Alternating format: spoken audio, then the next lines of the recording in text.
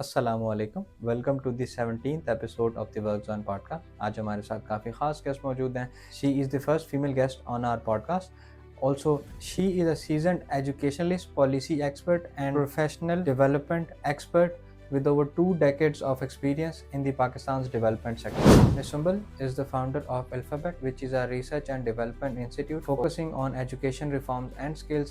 In her previous experiences, she has worked with USAID, the Brookings Institute, and the British Council, which makes her a credible guest to speak on this topic. Some key topics जो कि इस episode में हमने discuss किए हैं are the current state of education system in Pakistan, huge youth bulge, the difference between education and employability, and gender equality. Episode start करने से पहले do like, share and subscribe and share it with somebody who is interested in the same topic. It really helps us a lot. For a better experience आप इसको 1.5x speed पे भी देख सकते हैं. Welcome to the Work Zone podcast.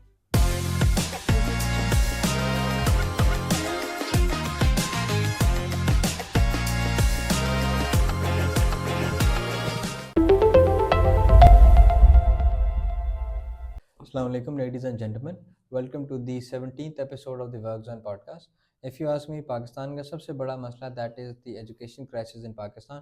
Almost 60% of our population is under the age of 30, which means कि हमारे पास एक बहुत बड़ी जो working class है और उसका जो major chunk है they are under the poverty line. On top of that, इसमें mostly young लोग हैं, they are under the age of 15 I would say, और उसमें भी mostly can not afford to be educated in any sense. उसका नतीजा ये होता है कि आपके जब एक मेजर चंक आपके पास यूथ का अनएजुकेटेड है तो वो they later turn out to be unproductive labour force या अनस्किल्ड लेबर फोर्स। वो फिर मुल्क में या बैरून मुल्क दोनों ऑप्शंस में मजदूरी ही करते हैं।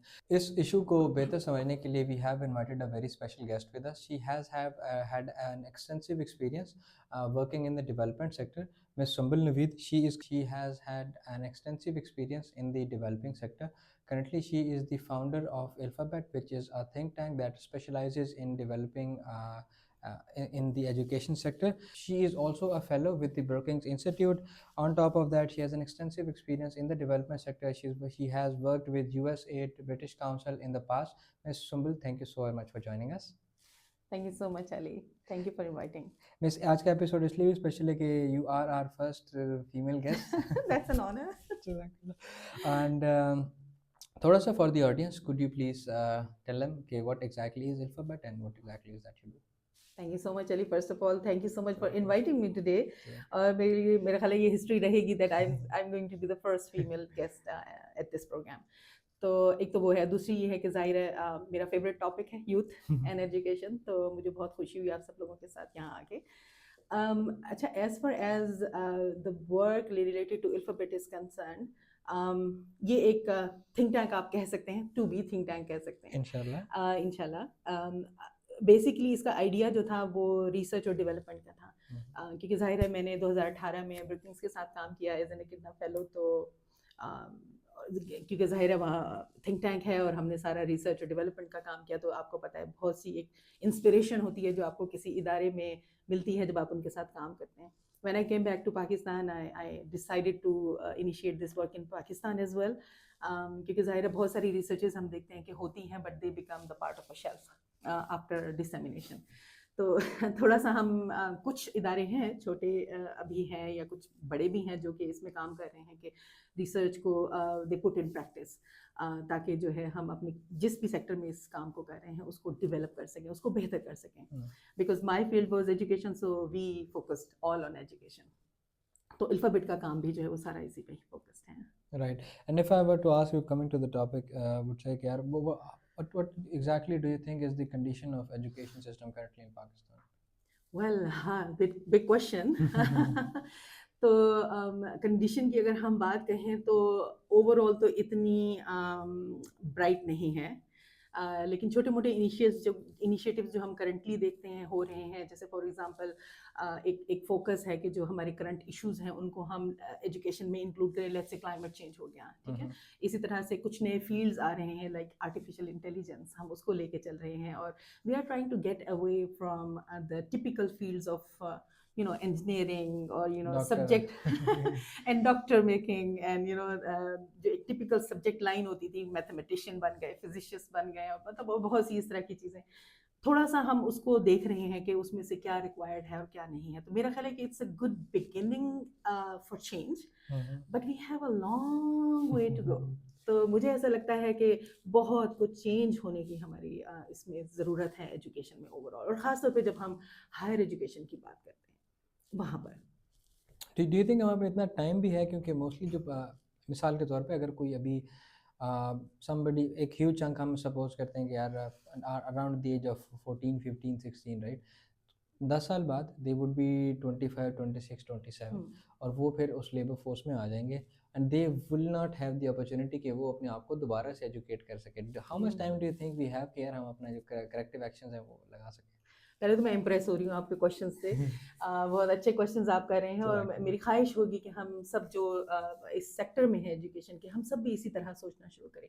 क्योंकि देखिए जब तक हम इस तरह नहीं सोचेंगे ना कि आने वाले 4 से 5 साल, 8 साल और 10 साल हमारे कैसे हैं, उसमें हम ग्लोबली क्या चेंजेस देख रहे हैं, उसमें हम पाकिस्तान के लेवल पे क्या चेंजेस देख रहे हैं, और हमें किस किस्म की यूथ या वर्क फोर्स की ज़रूरत होगी, तब तक मेरा ख्याल है कि हम एजुकेशन को ठीक से प्लान ही नहीं कर सकते, ऐसा ही है ना। मतलब उसमें हमें ये भी सोचना है कि हमारी जो एजुकेशन हम बच्चों को दे रहे हैं उसका मकसद क्या है, क्यों दे रहे हैं। क्या हमें सिर्फ डिग्री चाहिए, हमने एक लेबल लगाना है कि ये बच्चा पढ़ा लिखा है, ठीक है, और इवन पढ़ा लिखा भी किस चीज़ पे पढ़ा लिखा है, क्या वो रट्टे लगा के आया किसी खास सब्जेक्ट के, किसी कंटेंट के, और वो जो रट्टा है वो उसको at the end of the day क्या दे रहा है, ठीक है। ये सारी बातें वाकई ही हमारे सेक्टर में सोचने की ज़रूरत है। तो सबसे पहले तो ये सोचने की ज़रूरत है कि पर्पस क्या है, क्यों पढ़ा रहे हैं हम, ठीक है। और उसके बाद अगर हमें ये तय कर लेते हैं हम कि हाँ इसलिए पढ़ा रहे हैं, तो ये भी तो देखना है कि जैसे अभी आप खुद कह रहे थे कि बच्चा अगर आज पढ़ना शुरू करता है तो down the line in 18 years वो इस काबिल होगा कि वो मार्केट में जाएगा, ठीक है ना। तो फिर आफ्टर 18 ईयर्स क्या हो रहा होगा। चले इतनी लंबी प्लानिंग नहीं करते, आपने बच्चे को मैट्रिक करा लिया, आपने एफएससी करा ली, कम से कम अगले 6 से 8 साल के लिए तो हम सोच सकते हैं ना कि अगले से 6 से 8 साल कैसे होंगे। तो इसका मतलब कि हमने अपनी जो सेकेंडरी या टर्शरी एजुकेशन है उसको अगले 6 से 7-8 साल में कैसे देख रहे हैं हम। तो मेरा ख्याल है कि शायद हम सब लोगों के एक तो डिसकनेक्ट है थोड़ा सा बेसिक एजुकेशन और हायर एजुकेशन में, वो भी हमने एक कनेक्शन डेवलप करना है। वो भी मुझे बहुत बार एक डिसकनेक्टेड जो चीज़ है वो मुझे फील होती है। हम नहीं देख रहे कि मैं आपको इसकी छोटी सी एग्जांपल दूंगी कि अभी रिसेंटली हमने देखा है कि हमारी यूनिवर्सिटीज़ या इवन स्कूलों में भी क्लाइमेट एजुकेशन जो है वो स्टार्ट हो रही है, ठीक है। अब हम जब इमीडिएटली स्टार्ट करते हैं इसको हायर एजुकेशन में, तो कुछ प्रोजेक्ट से मैं नाम नहीं लूँगी इदारों का, लेकिन ये है कि उसमें हमने नोटिस किया कि बच्चे, ये शिकायत आ रही है कि बच्चे अगर क्लाइमेट चेंज में काम करते हैं तो वो इतने इनोवेटिव आइडियाज़ नहीं लेके आ रहे। तो मेरा सबसे सवाल होता है कि क्या हमने बच्चों को बचपन से इनोवेट करना सिखाया, क्या हमने उनकी वो स्किल्स डेवलप की, लेट्स से हमने क्या उनकी क्रिटिकल स्किल डेवलप की, क्या हमने उनकी एनालिटिकल स्किल डेवलप की, क्या हमने डिसीजन मेकिंग सिखाया, हमने क्या उनमें एजेंसी डाली, हमने उनको एजेंसी दी, ठीक है। तो फिर ये जो सारी चीज़ें होती हैं ना, अगर हमने ये बचपन में की हैं और उनको उनके ब्रेन को डेवलप होने का मौका दिया है और ये सारी स्किल्स उनके अंदर बचपन से एज अ हैबिट डेवलप हो जाती हैं, तो फिर आपको जब टर्शरी एजुकेशन तक बच्चा आता है तो वो खुद ब खुद इनोवेट करना सीख जाएगा। क्रिएटिविटी आपने उसको बचपन में उसको मार्जिन दिया कि वो क्रिएटिविटी अपने ज़िंदगी का हिस्सा बनाए, ठीक है ना, एक्सपेरिमेंट कर सके और कुछ नया बना सके, कुछ नया कर सके, कुछ नया सोच सके। हम तो अपने एजुकेशन सिस्टम में ये कर रहे हैं कि भाई ये ऐसे है, ये स्टोरी है, ये लेटर है, ये तुमने याद करके आना है, ठीक है। और फिर जो एग्जामिनर बैठा हुआ है वो यही देखता है कि इसने कितना अच्छा याद किया हुआ है। तो it means that in your this precious and vast brain you are just focusing on one part which is memorisation, ठीक है। और इवन मैंने देखा है कि अब अच्छी बात है कि कुछ हमारे प्राइवेट स्कूल्स या इवन गवर्नमेंट में भी कुछ एरियाज में हम देखते हैं, depending on who is teaching, who is the teacher, who is the principal, हम देखते हैं कि वो बच्चों को मौका देते हैं कि आप कोई आइडियाज लेके आए। लेकिन मुझे लगता है कि अभी वो भी बहुत रूडिमेंट्री हैं, अभी वो भी बहुत इमेच्योर हैं। The teachers and the other people, ठीक है, teacher and the way we are teaching, ठीक है। तो जो मेथोडोलॉजीज हैं वो इमेच्योर हैं, तो हमें उनको बेहतर ट्रेनिंग की शायद ज़रूरत है टीचर्स को। तो अगर हम एजुकेशन को बेहतर करना चाहते हैं तो फिर ज़ाहिर है टीचर्स को भी हमें बेहतर करना होगा। तो ये Right. हम बहुत एक डिफरेंट एरिया में चले जाएंगे, लेकिन अगर हम वापस आते हैं कि जनाब क्या बेहतरी लाई जा सकती है किस तरह, तो जाहिर है कि उसके लिए बेहतर यही है कि हम लोग एक प्रॉपर प्लानिंग जो है वो करें, जो कि आपकी बिल्कुल प्राइमरी लेवल से टर्शियरी लेवल तक होनी चाहिए कि आपका बच्चा क्या है, वो एक प्रेशियस लाइफ है। मेरा ख्याल है कि शायद हम एज अ कंट्री उसको नहीं देख रहे कि उस प्रेशियस लाइफ के साथ, उस कीमती ज़िंदगी के साथ हम क्या कर रहे हैं। ठीक है ना, वो मतलब एक पिंग पोंग की तरह वो बस चलता कभी इधर जाएगा। जा रहा है, कभी उधर कोई शॉट, उसको एक शॉट लगा रहा है, वो बच्चा उधर जा रहा है, वो उधर जा रहा है, कभी पेरेंट है, कभी दादा दादी क्या चाह रहे हैं, you know, all of that is really confusing this whole process of learning. तो इसको थोड़ा सा हमें कॉशियसली सोचने और प्लान करने की जरूरत है, not only as a department but also as families. और जाहिर है वो भी तब होगा जब फैमिलीज भी पढ़ी लिखी होंगी, तो इट्स अ विशियस सर्कल। आप मतलब More the education, more, you know, better planning and cautious, you know, decisions. Right. And if we are to understand, let's say for example हम एक नेशनल कंसेंसस बनाते हैं कि यार हम एक सिंगल करिकुलम डिवाइस करते हैं प्राइमरी से लेकर till the FSc O A levels तक जो है हम उसको टीच करेंगे। How far do you think यार जो उसके जो फ़ायदे हैं वो कितने आगे तक एक्सटेंड करके जा सकते हैं? ट्राइंग टू अंडरस्टैंड कि यार फ़ायदा है क्या, मतलब ठीक है इतनी मेहनत हम करते हैं एजुकेशन पे तो उससे फ़ायदा क्या होता है, लोगों को ये भी नहीं समझ आती। देखिए, बाकी ये सवाल भी बड़ा अहम है और इस पे भी बहुत डीप थिंकिंग की शायद ज़रूरत है। सिंगल नेशनल करिकुलम इसकी एक मिसाल हमारे पास मौजूद है जो कि एक अच्छी एफर्ट है, लेकिन अगर हम देखते हैं कि उसकी इम्प्लीमेंटेशन पर जाते हैं तो फिर आपने खुद देखा होगा कि प्राइवेट सेक्टर्स में जो स्कूल हैं उनको काफ़ी प्रॉब्लम हुआ, बिकॉज उनको पहले एक बहुत बड़ी लिबर्टी थी कि वो कुछ भी पढ़ा सकते हैं, कहीं से भी कोई अगर अच्छा कंटेंट है तो वो ले सकते हैं। लेकिन अगर हम एक ही करिकुलम सबको दे देते हैं तो फिर मसला उनके लिए हो जाता है जो थोड़ा सा उसको एडवांस में पहले लेके जा रहे थे।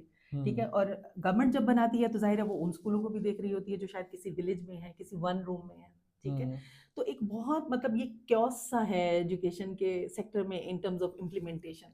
तो ये बहुत ज़रूरी है कि एक जैसा होना चाहिए, लेकिन मेरा ख्याल है कि इम्प्लीमेंटेशन में थोड़ा सा जो जिसको कहते हैं ना कि इंटेलिजेंस लाने की ज़रूरत है कि कैसे उसको इंटेलिजेंटली हम प्लान करें कि वो जो गैप है उसको हम रिड्यूस करें। अभी हमारा गैप बहुत ज़्यादा है।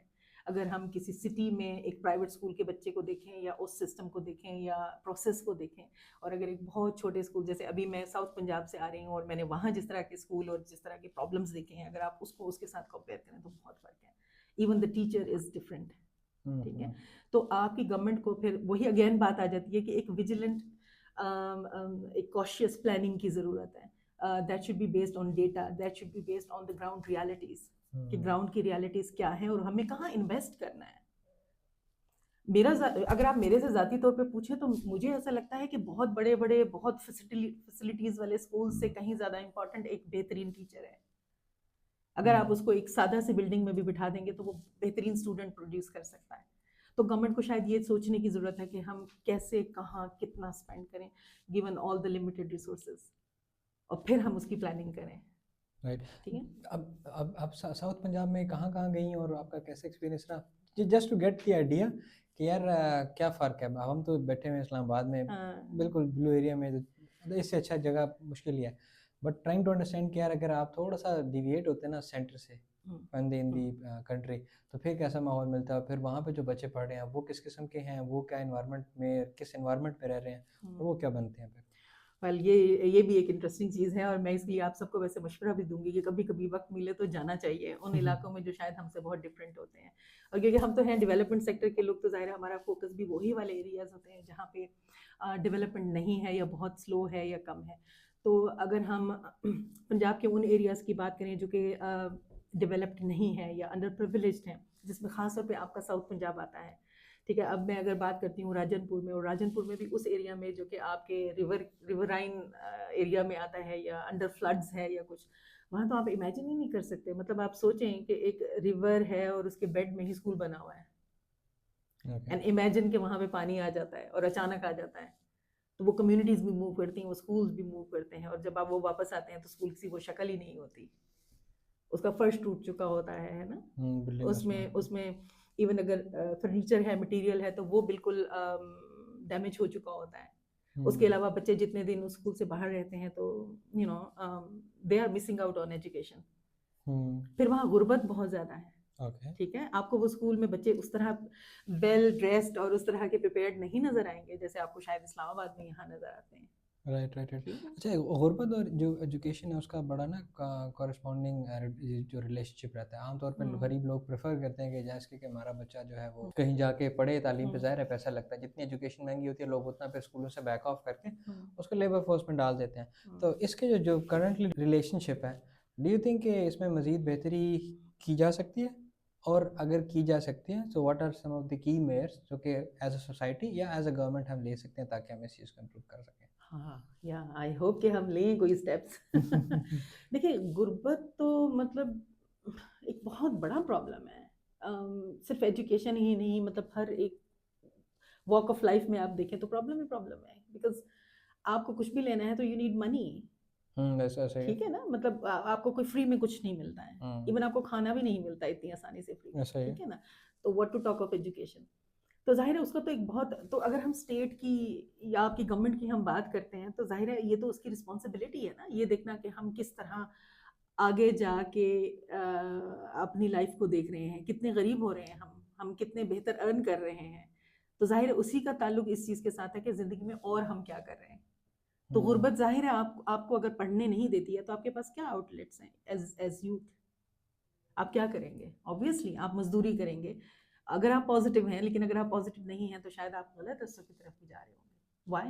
Because everyone has the right to survive, और फिर उसको सर्वाइवल के लिए जो भी रास्ता नजर आता है वो करता है। ठीक है। तो ये चीज़ एक देखिए, यूथ इसीलिए हम ये बात करते हैं, हमारे सेक्टर में ये बात डिस्कस होती है कि यूथ हमारे लिए सिर्फ एक एडवांटेज ही नहीं है। ठीक है, ये डिसएडवांटेज हो सकता है अगर हम इसको प्रॉपरली इस पर तवज्जो नहीं देंगे और हमारी यूथ को वो अपॉर्चुनिटीज़ नहीं देंगे जिस, या वो बेसिक राइट्स नहीं देंगे जो उनकी ज़रूरत है। ठीक है। तो यूथ बल्ज होना आपके लिए स्ट्रेंथ भी है, पर एट द सेम टाइम ये आपके लिए थ्रेट भी है। If they are not in the right environment तो वो बिल्कुल तबाही फेर दे, मतलब ठीक है, अनप्रोडक्टिव लेबर फोर्स दुनिया जहान में मजदूरी कर रही हैं, चोरी चकारी और ये सब चीज़ें ठीक आ है ना। जाती हैं।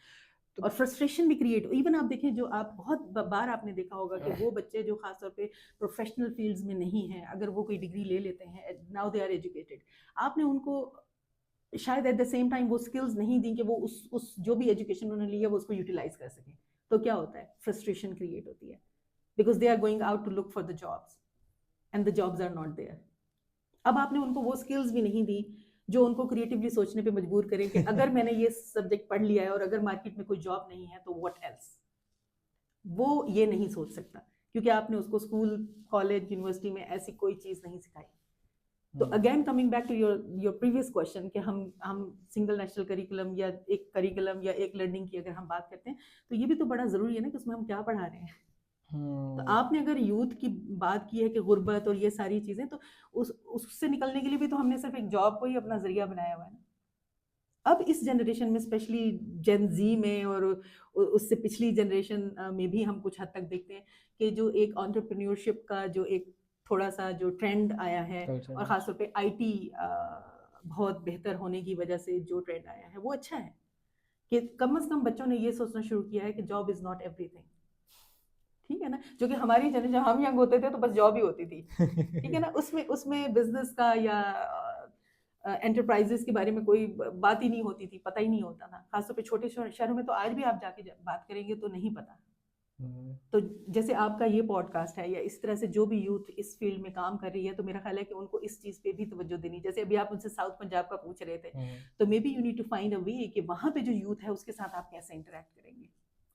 ठीक है, ये अवेयरनेस, ये नॉलेज जो आप लोगों के पास यहाँ इस्लामाबाद में है, लाहौर में है, कराची में है, किसी और बड़े शहर में, पेशावर में, तो आप सब को ये सोचना होगा कि आप उन तक कैसे ये पहुँचाएंगे जो कि अभी तक भी नहीं इस चीज़ को सोच रहे या समझ रहे। एंड स्पेशली दोस्त जो कि शायद इतने एजुकेटेड भी नहीं, वेल एजुकेटेड नहीं है, क्योंकि आप जब जैसे जैसे आप रूरल एरिया में जाते हैं तो एजुकेशन का लेवल भी कम हो जाता है, बिकॉज इंस्टीट्यूशंस भी नहीं है। और अगर हम लड़कियों की बात करें वो तो और भी कम हो जाता है, because there are many areas which do not even have the secondary schools, so girls drop out after completing their primary. Very unfortunate. इसी चीज़ से मैं I try to translate to the next topic, role of education in the gender stereotypes.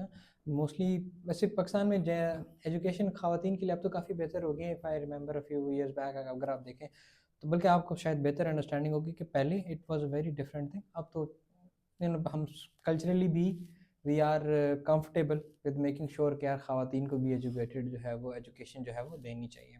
What do you think is the role of education in gender stereotyping? बहुत बड़ा role है, specially जब हम school college की बात करते हैं, जहाँ हम उस एनवायरनमेंट की बात करते हैं, तो कम से कम जो एजुकेटेड लॉट है वो तो बेहतर हो जाए ना, जेंडर जेंडर इक्वालिटी में, जेंडर एक्विटी में. जैसे अगर मेरी आप शायद आपको क्योंकि ज़ाहिर है इतना हम अनफॉर्चुनेटली पढ़ते भी नहीं है सोसाइटी, तो मेरी वैसे रिसर्च स्टडी है जो मैंने फाटा में की थी, जो आप ब्रुकिंग्स का जिक्र कर रहे हैं 2018 में, और वो स्टडी थी गर्ल्स एजुकेशन पे. ठीक है, और उस वक्त का डेटा ये बता रहा था कि वहाँ बच्चियों की तालीम सिर्फ 5% है. ठीक हो गया, और बॉयज़ की भी मतलब इतनी ज़्यादा नहीं है, वही 30% के करीब है, लेकिन फिर भी कुछ तो है. और गर्ल्स के ठीक है मामले ना. में तो बिल्कुल ही वो. हाँ, और अगर हम स्टीरियोटाइप की बात करें, जो आपका क्वेश्चन है, देखिए स्टीरियोटाइप्स जो है वो डेवलप सोसाइटी में होते हैं. ठीक है, तो इसलिए उसकी करेक्शन में भी सोसाइटी का हाथ आना बहुत ज़रूरी है कि हम खुद अपनी सोच कैसे बदलते हैं. उसमें मीडिया ने, मैंने देखा है, काफ़ी रोल प्ले किया है. बहुत मतलब अच्छे कुछ टॉपिक्स पे मीडिया ने काम किया है और उससे कुछ अवेयरनेस भी आई है. और अगर आप मेरी स्टडी फाटा वाली उठा के देखेंगे तो उसमें एक मिथ बस्टर है, और वो ये है कि हम अक्सर सोचते हैं कि पेरेंट्स नहीं पढ़ाना चाहते. नहीं, पेरेंट्स पढ़ाना चाहते हैं. ओके. ये हैरत की बात है ये ना, हैरत की बात है. मतलब हैरत की बात है. मैं पहली बार फाटा सुन में रहा हूँ. है ना, हाँ. फाटा में बच्चियों को लोग पढ़ाना चाहते हैं. अब आप मेरे से सवाल कर सकते हैं कि क्यों नहीं पढ़ाते फिर. हाँ, फिर ठीक है, क्यों नहीं पढ़ाते? And the reasons are societal and systemic. Systemic में ये है कि आपके पास स्कूल्स ही नहीं है. प्राइमरी स्कूल्स कुछ मौजूद हैं, इसी वजह से प्राइमरी में फिर भी कुछ एनरोलमेंट है, लेकिन जैसे ही बच्ची सेकेंडरी स्कूल में जाती है तो स्कूल ही नहीं है, और अगर है तो वो इतना दूर है कि वो बच्ची वहाँ जा ही नहीं सकती. सेफ्टी का इशू है.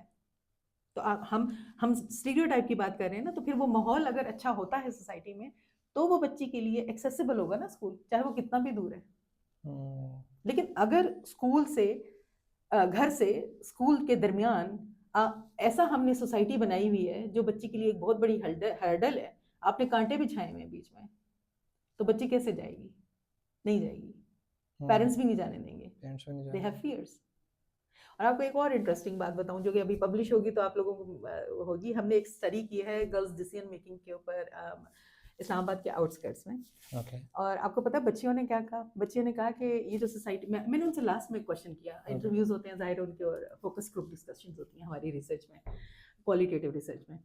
तो हमने उनसे पूछा कि अच्छा, बहुत सारे प्रॉब्लम्स उन्होंने क्योंकि ज़ाहिर बताए कि जो बच्चियाँ आगे कंटिन्यू नहीं कर सकेंगी तो ये रीजंस होंगी, इसकी वजह से वो मैट्रिक या एफए के बाद घर बैठ जाएंगी. ठीक है, क्योंकि वो हायर सेकेंडरी स्कूल था. तो हमने जब एंड में बिल्कुल इंटरव्यू खत्म हुआ तो हमने कहा कि अच्छा आप बताएं कि कोई एक प्रॉब्लम अगर वो सॉल्व हो जाए तो बहुत सारे और प्रॉब्लम सॉल्व हो जाएंगे and you will be able to access your universities. They said कि आदमियों और लड़कों को ठीक कर ले आप बाहर. ठीक है, क्योंकि बहुत सारे प्रॉब्लम्स इसलिए हैं क्योंकि जब हम अकेले बाहर निकलते हैं तो हम सेफ खुद भी नहीं फील करते और हमारे पेरेंट्स को भी फियर्स है. तो यहाँ से एक बात निकलती है और वो ये निकलती है कि अगर हम पाकिस्तान में एज अ सोसाइटी ये तय कर लेते हैं कि हमारे बच्चे जो हैं वो एक सेफ एनवायरनमेंट क्रिएट करें, यानी लड़के ख़ास तौर पे और मर्द उन बच्चियों के लिए जो कि बाहर आती हैं. ठीक है, तो मेरा नहीं ख्याल कि कोई भी पेरेंट अपनी बच्ची को बाहर भेजने से रोकेगा. ठीक है, तो फाटा में भी यही इशू था. और भी जगहों की अगर हम बात करें तो ज़्यादातर आप खुद अपने इर्द गिर्द उठा के पूछ लें, है ना, ऐसे कि अगर बच्ची को, हर किसी को ये श्योरिटी है कि उसकी बच्ची अभी घर से बाहर जा रही है और शाम को बिल्कुल सेफ वापस आएगी. जैसे लड़कों के बारे में हम सोचते हैं, लड़का बाहर जाता है कि अभी हमने सोचा कि हाई पता नहीं उसके साथ क्या हो जाएगा सिवाय एक्सीडेंट के, नहीं सोचते ना हम. लेकिन हम लड़की के बारे में सोचते हैं. And who is the reason?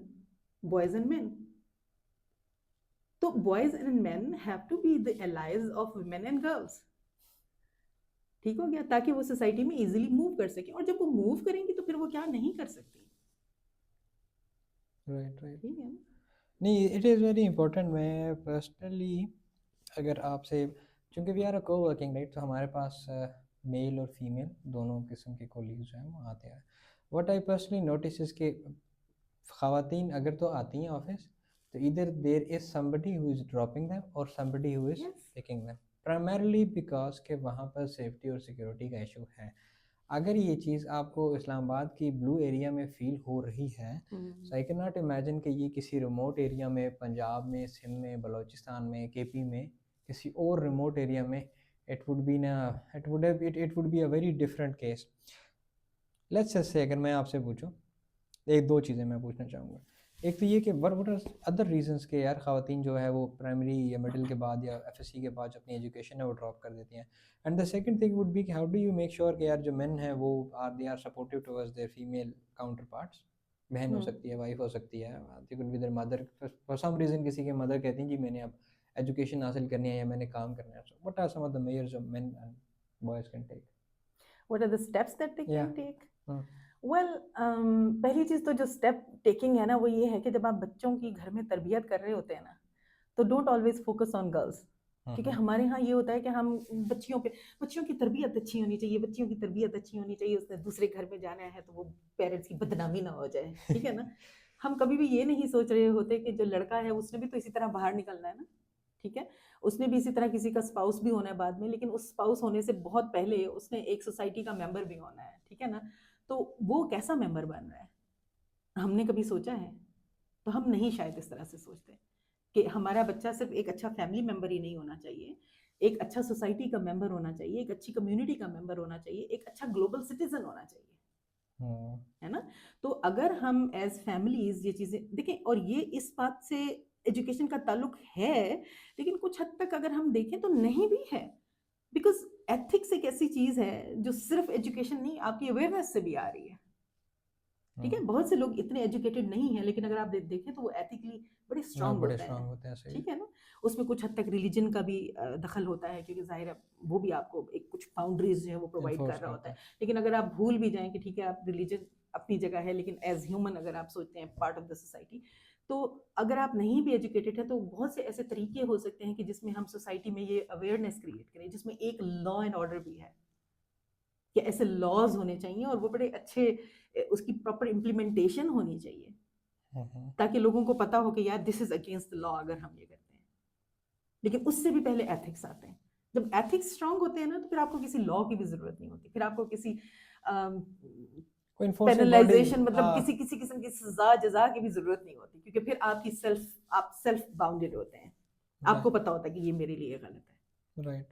And it's very important as well.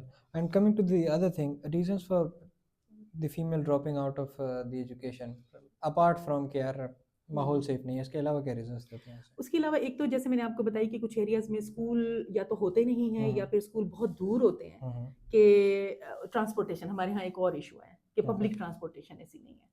तो अगर आप जिस तरह खुद कह रहे हैं कि हम सबको पता है कि इस वक्त नियरली 50% पॉपुलेशन हमारी गुर्बत की लाइन से नीचे जा चुकी है, या गुर्बत की बिल्कुल लाइन पे है या करीब है. तो बताएं वो कैसे अफोर्ड करेगी पब्लिक ट्रांसपोर्टेशन, या इवन सिंपली हम देखते हैं कि बच्चियाँ रिक्शा वैन सब यही लगवाते हैं ना. तो अगर वो भी नहीं अफोर्ड कर सकते तो कैसे जाएंगे वहाँ पे, स्कूल कैसे एक्सेस करेंगे.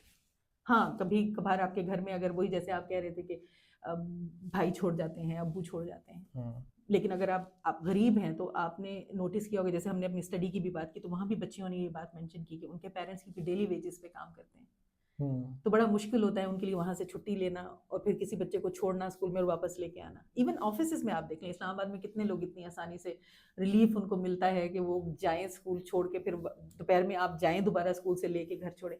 क्या हमने अपने जॉब्स का भी सिस्टम इस तरह बनाया है? हाँ, कि वो सोसाइटी में कि उसको हम ठीक है. अब कहीं कहीं मैंने इवन देखा है कि वो जैसे मैटरनिटी लीव होती थी, पैटर्निटी लीव भी आ गई है. लेकिन ये है कि बहरहाल अभी भी शायद हमारी सोसाइटी में हमने अपने जो वर्क प्लेसेस हैं उनको भी शायद इस तरह सेट नहीं किया कि वो एजुकेशन सपोर्टिव हो. तो बाज़ जगहों पे इसलिए भी बच्चे नहीं जा सकते क्योंकि वो स्कूल दूर हैं और उनका जो एक्सेसिबिलिटी का है इश्यूज हैं, and there can be many issues जो उनको रोक सकते हैं वहाँ तक जाने में. फिर एक और बच्चियों का जो इशू होता है वो कभी कभी शहरों में भी देखने में मिलता है, लेकिन ज़्यादातर विलेजेस में तो है ही, और स्पेशली उन एरियाज़ में जहाँ बच्चे बहुत ज़्यादा होते हैं एक फैमिली में, कि बच्चियाँ जो होती हैं they are taking care of their siblings, ठीक है, and supporting their mother in house chores, जो डे टू डे चोर्स होते हैं, जो घर के काम होते हैं. In the end, one piece of advice you would like to give to the audience, your youth. Yeah.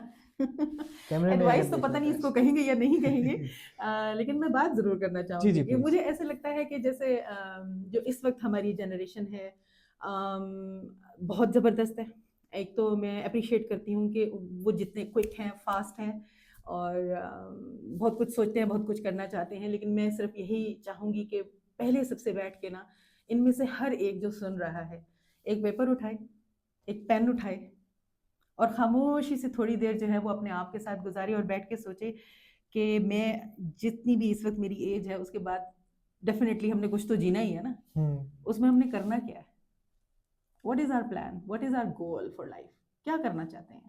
तो दो तरह के मैं आम तौर पे जब मैं भी यूथ के साथ काम करती हूँ तो मैं ये यहीं से स्टार्ट करवाती हूँ और मैं उनसे कहती हूँ कि आप देखें दो तरह के गोल लिखें, एक आप अपना पर्सनल गोल लिखें, अपनी पर्सनल लाइफ का गोल लिखें और एक आप अपना प्रोफेशनल गोल लिखें और देखें कि प्रोफेशनली आप आज से 5 साल बाद, 10 साल बाद, 20 साल बाद अपने आप को कहाँ देखते हैं, क्या कर रहे हैं और इसी तरह से पर्सनली आपके क्या गोल्स हैं, आप as a family member, as a society और इवन एज वॉलंटियर आप क्या, आपका क्या गोल है, आप क्या करना चाहते हैं, ठीक है ना।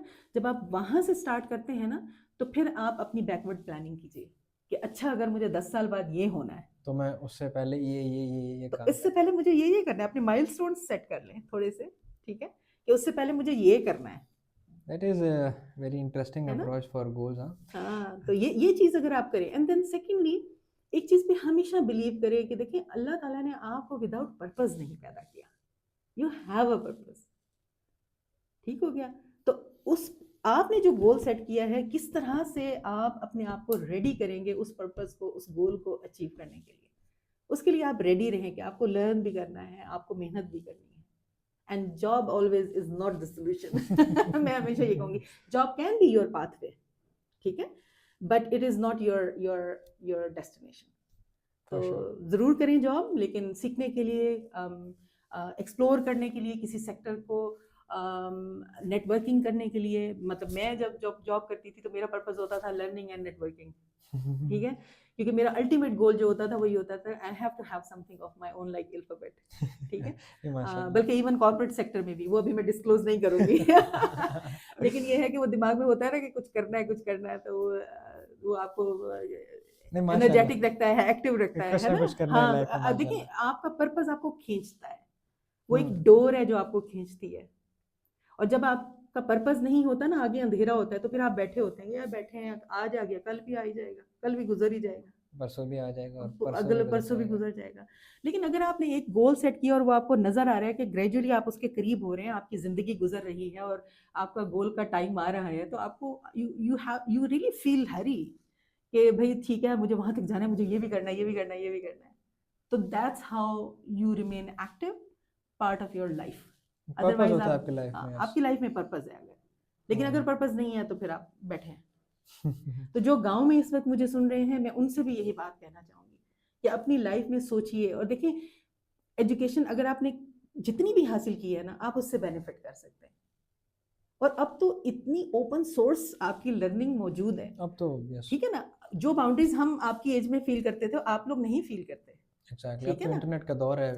मुझे बड़ी, knowledge is no longer a है ना, कमोडिटी। आपको जो सीखना है, जब सीखना है, आप सीख एग्जैक्टली सकते हैं ऐसे। मुझे बड़ी अच्छी तरह याद है कि मुझे एक दो टॉपिक्स पे असाइनमेंट्स मिली और मैं लाइब्रेरी गई, मुझे बुक्स ही नहीं मिली और मैं इतनी फ्रस्ट्रेटेड थी कि मुझे बुक्स नहीं मिल रही, ठीक है। लेकिन जब मैंने अपना सेकंड मास्टर्स किया तो उसमें वो वक्त था जब इंटरनेट स्टार्ट हुआ था, गूगल स्टार्ट हुआ था, तो आप यकीन करें कि मैं इतना फैसिनेट होती थी, समटाइम्स मुझे पूरी पूरी रात मुझे पता भी नहीं चलता था और मैं गूगल सर्च कर रही होती थी कि ये अवेलेबल है, ठीक है। तो you are in a time जहाँ एक्सेसिबल है आपके लिए सारी नॉलेज, तो आपको फिक्र करने की ज़रूरत नहीं है जो गांव में है कि जी आपने नॉलेज नहीं हासिल की।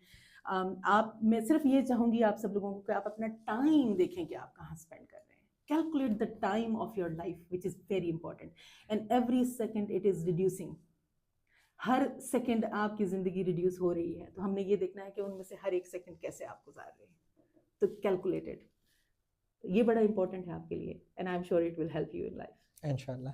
Thank you so very much miss Sumbal, आपने हमें अपना टाइम दिया। You are very busy woman और आपने अपने कीमती वक्त में से हमारे लिए वक्त निकाला। कुछ चीज़ें जो मैंने सीखी और कुछ चीज़ें मैं चाहूँगा ऑडियंस भी सीखे। मकसद इस तरह के पॉडकास्ट बनाने का, एपिसोड्स बनाने का सिर्फ़ और सिर्फ ये है कि knowledge is no longer a commodity. लोग are, people are accessible of such nature जो like Miss Sumbal, who are willing to teach you, but you should have the will and desire कि आप उसमें खुद भी चीज़ें सीखना चाहें और अपनी लाइफ को improve करना चाहें. So thank you again, Miss Sumbal. Thank you so very much to the audience. Allah Hafiz.